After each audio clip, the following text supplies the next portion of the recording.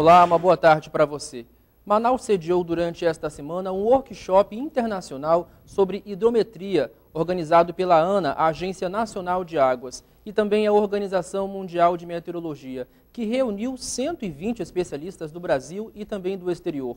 Um encontro que não era realizado há 26 anos e que aconteceu em um momento importante, já que o Amazonas está prestes a registrar a maior cheia da história, superando a cheia recorde de 2009. Nesta sexta-feira, faltavam apenas 13 centímetros para que essa marca fosse atingida. Porém, o rio ainda deve continuar subindo por mais 30 dias, conforme o Serviço Geológico Brasileiro. E a situação vivida nesse momento pelo Amazonas foi um dos assuntos discutidos nesse encontro aqui em Manaus. E hoje o Band Cidade Entrevista recebe o secretário de Mineração e Recursos Hídricos do Estado, Daniel Nava, que vai fazer um balanço desse importante encontro sobre meio ambiente aqui na capital do Amazonas. Secretário, muito boa tarde para você. Boa tarde a todos. Daniel Nava, explica para a gente sabe que vai ter agora aqui em Manaus uma sala de monitoramento onde a gente vai poder saber se vamos ter cheia ou seca com antecedência, é isso? Isso. Nós construímos a partir dos resultados desse workshop e já de negociações feitas com a Agência Nacional de Águas, o Centro de Monitoramento Hidrológico. É uma sala de situação, quer dizer, ele foi constituído pela Agência Nacional de Águas para prover os estados de salas de situação. Mas, na nossa realidade, a própria Defesa Civil do Estado já estava promovendo isso, essa sala já existe porque já se anunciava essa grande cheia, e o que nós provocamos, a Agência Nacional de Águas, é que existe muito mais do que apenas uma sala de atendimento aos projetos especiais quando vem um evento crítico como esse. Nós precisamos entender a bacia hidrográfica como um todo. É uma bacia continental. O nosso estado já temos 1.500.000 quilômetros quadrados. O Uruguai, que existia um representante, ele representa 10% do nosso estado. Então, você monitorar isso, o estado carecia de um centro de monitoramento. Os pesquisadores, cada um, faziam as suas atividades de maneira dispersa.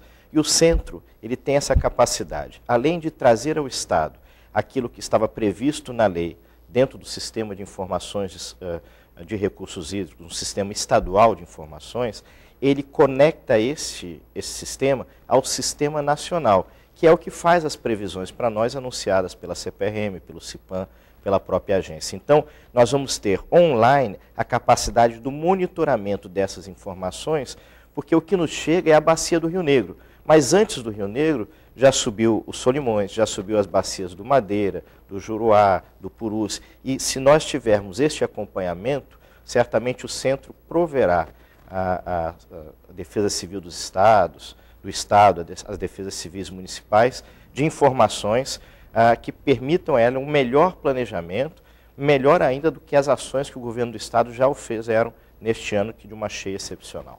Vai dar para ajudar mais o trabalho da Defesa Civil, a gente controlar talvez um problema tão grande como a gente está passando agora? É um fenômeno natural, que inicia-se por um aquecimento, um resfriamento das águas do Pacífico, coligadas com aquela chuva, ou aquela precipitação formada a partir do Oceano Atlântico. Então, essa conjuntura de fenômenos climáticos, meteorológicos, ela sendo estudada a partir daquilo que chega à superfície através das chuvas e monitorada através de estações hidrometeorológicas, isso consistirá ao sistema uma melhor capacidade de oferecer ao nosso usuário, seja ele a Defesa Civil do município, seja ele o próprio ribeirinho. Veja, o governador Omar Aziz propôs para nós uma preocupação especial a quem chegue essas informações. Não a pesquisa pela pesquisa. É você pegar as informações e fazer com que elas atendam o ribeirinho para que ele possa se capacitar entendendo que, olha, esse ano eu vou ter 3 meses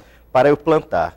Depois de 3 meses a chuva já vai chegar, a cheia já vai chegar e eu não vou ter mais esse tempo. Eu tenho que levar o meu gado para a terra firme a partir do mês tal. Então, estas informações, elas vão servir para que o IDAM possa fazer essa extensão, para que a Defesa Civil possa chegar e estruturar todo o seu planejamento emergencial e para que todos nós que somos usuários dessas informações, o Centro ele permitirá ao Estado, através das suas diversas ações, agir de maneira planejada e atender o nosso público com a informação que será não somente para a capital, como vem sendo feita a cada ano, mas possibilitará prover também outras bacias que não sejam apenas a bacia do Rio Negro, Solimões, nessa formatação para a cidade de Manaus. Qual que foi a participação dos outros países, né, nesse workshop internacional? Inclusive eu estive lá com o senhor também e percebi que tinha muitos congressistas de fora do Brasil. Qual foi a participação deles? Veja, uma reunião que traz especialistas do mundo todo. Existem outras bacias tão importantes como essa em outros países, né? Mas vamos pensar na nossa realidade amazônica. Estava ali a representante do Peru, representante da Colômbia, representantes da Venezuela, do Equador. Nós recebemos essas águas.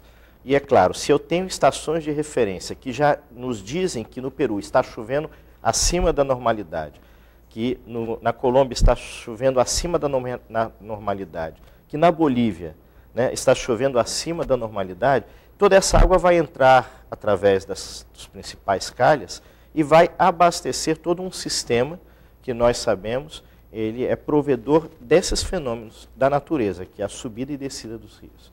Diferentemente de outros estados da federação, nós, onde a subida e a descida se equivale às vezes a 2, 3 metros, esse fenômeno na Amazônia, no Amazonas, equivale a 15, 16 metros, quando você tem a vazante e a cheia. E isso acaba interferindo numa região de alagamento. Conversava muito com o Dr. Enio Candotti, um pesquisador do MUSA, e ele falava que a região hoje que é alagada e que depois passa a ser, na vazante passa a ser exposta, ela equivale praticamente a todo o estado de São Paulo. É maior às vezes do que o estado de São Paulo em termos de territorialidade. Então esse fenômeno precisa ser estudado e planejado cada vez mais a partir dessas experiências. E o que nós fizemos isso? Quem estuda hoje fenômenos hidrológicos a partir de imagens de satélite, a partir de imagens de radar, estavam ali presentes. Quem estuda os fenômenos a partir da sedimentologia, né? E nós queremos alcançar não somente o fenômeno em termos da vazão, né, das cotas, dessa análise hidrométrica, mas nós queremos avançar, uma vez que o Estado também propõe que nós tenhamos um sistema de qualidade de água. Eu tenho, por exemplo, a hidrovia do Madeira, onde eu tenho uma produção garimpeira de ouro há mais de 50 anos funcionando ali. E nós nunca tivemos uma análise de água em termos quais são os teores naturais de mercúrio, né, dentro dessa atividade.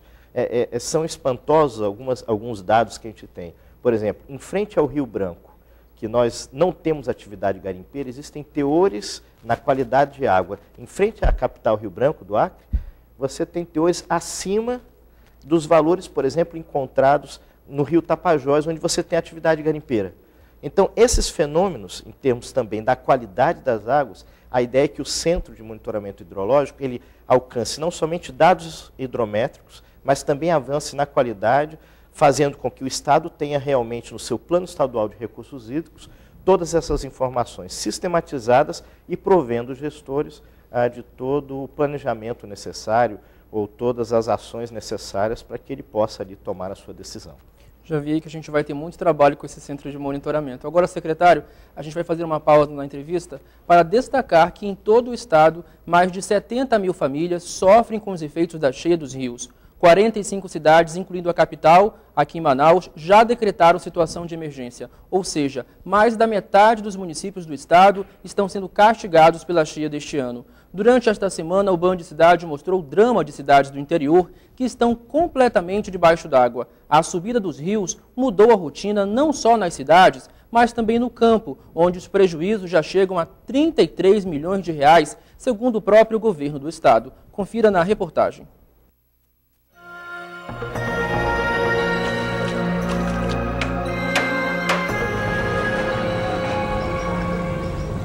A cheia do rio Amazonas castiga milhares de famílias em todo o estado. Em muitos lugares quase não há mais terra firme, praticamente tudo alagado, para chegar até a área rural do município do Careiro da Várzea, distante a 20 quilômetros da capital, é preciso se deslocar de lancha. A viagem dura cerca de 30 minutos, pois o rio está mais largo. Seria possível chegar por estrada em apenas 10 minutos, se o rio não estivesse tão cheio. Bem aqui onde nós estamos passa uma estrada que tem cerca de 17 quilômetros, que liga a sede do município até a área rural. Por aqui agora só é possível andar de canoa ou de barco. 24 mil litros de leite não estão sendo mais fabricados porque não há mais pasto para o gado. Todo o gado foi transferido para os poucos municípios que não foram tão afetados com a subida da água. Alguns animais que ficaram aqui estão sendo colocados em pequenas jangadas que flutuam no meio do rio. Fazendas inteiras estão debaixo d'água. Nesta aqui, o dono construiu uma espécie de ilha para os cavalos, mas o espaço para os animais já se tornou pequeno. Onde passava a estrada, meio pelo qual os agricultores utilizam para escoar a produção, agora somente canoas trafegam. Cerca de 80% da geração de renda do Careiro da Várzea vem do setor agropecuário. As plantações foram perdidas. Com a ajuda do barco da Defesa Civil, chegamos a uma área isolada do município. Seu José, que cultiva banana e maracujá, ficou sem o sustento. Todo o quintal está no fundo. Ele explica que durante a cheia, uma forma de salvar a plantação é recolher a raiz das árvores antes da subida das águas e reservar o produto em local seco para um novo plantio. Seu José tentou, mas como o rio subiu muito rápido, não deu para salvar muita coisa. Corta a bananeira, arranca o tronco e bota em cima de uma balsa, pega uma terrazinha, cobre até... Aí ela brota, né? Aí nessa brota a gente bota na terra quando retorna a terra de volta. Segundo a Secretaria de Produção do Estado, em todo o município, 10 mil cachos de banana foram perdidos devido à cheia. Uma alternativa encontrada pelos ribeirinhos é manter as plantações suspensas. O cultivo do cheiro verde e da cebolinha em pequenos canteiros como este aqui ajudam no sustento da família. Como milhares de famílias perderam plantações e toda a produção rural, cestas básicas agora devem ser distribuídas nas comunidades. O prefeito garante que na enchente deste ano, o município registra o maior prejuízo rural da história. A população toda, a maioria, 95%, é de zona de várzea, onde as casas estão no fundo, onde perdeu a produção, onde o gado foi embora. Enfim, estamos sem renda, a não ser os funcionários públicos, né, que eles continuam recebendo, mas as outras pessoas que sobrevivem da agricultura e da pecuária hoje não estão recebendo nem um centavo.